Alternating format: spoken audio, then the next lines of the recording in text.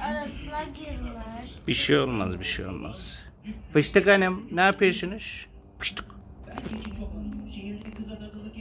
Fıştık. Tipe bak. Zeynoş Hanım, siz ne yapıyorsunuz?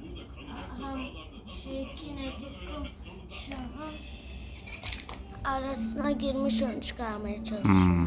Anladım. Fıstık da seni mi izliyor? Evet, ne yapsın baş? Fıstık. Tipe bak. Fıstık.